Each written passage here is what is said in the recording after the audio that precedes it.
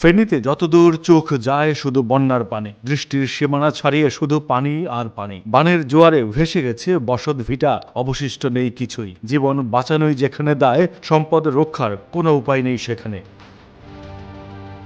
সবচেয়ে বেশি বিপদে পড়েছে দুর্গম এলাকার মানুষ আর মৃত্যু ঝুঁকিতে শিশু ও বৃদ্ধরা। বাঁচার আশা যখন ছেড়েই দিয়েছিল, তখন দেবদূত হয়ে তাদের উদ্ধারে এগিয়ে গেছেন র্যাব পুলিশের helicopter. Rapid action battalion RAB helicopter নিয়ে বন্যা দুর্গতদের উদ্ধার ও ত্রাণ বিতরণ শুরু করেছে। শুক্রবার সকালে এ তথ্য নিশ্চিত করেছে র্যাব সদর দফতরের আইন ও গণমাধ্যম শাখার সহকারী পরিচালক এএসপি আলামিন। তিনি জানান, ফেনীতে আটকে পড়া বন্যা দুর্গতদের হেলিকপ্টারে উদ্ধার ও ত্রাণ বিতরণ করেছে র্যাব। পুলিশের একটি হেলিকপ্টারও দেখা যায় উদ্ধার কাজে অংশ নিতে। বানবাসী মানুষকে উদ্ধার করতে দেখা গেছে বাংলাদেশ সেনাবাহিনী ও বিমান বাহিনীকে।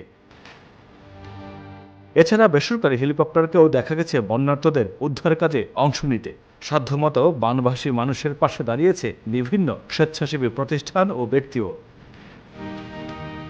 বন্যা পূর্বাভাস ও সতর্কীকরণ কেন্দ্র জানিয়েছে, আগামী 24 ঘন্টায় দক্ষিণ পূর্বাঞ্চলের ফেনী ও চট্টগ্রাম জেলার মুহুরী ও হালদা নদীর পানি বিপদসীমার উপর দিয়ে প্রবাহিত হতে পারে। ফলে এসব এলাকার নিম্নাঞ্চলে বন্যা পরিস্থিতি স্থিতিশীল থাকতে পারে।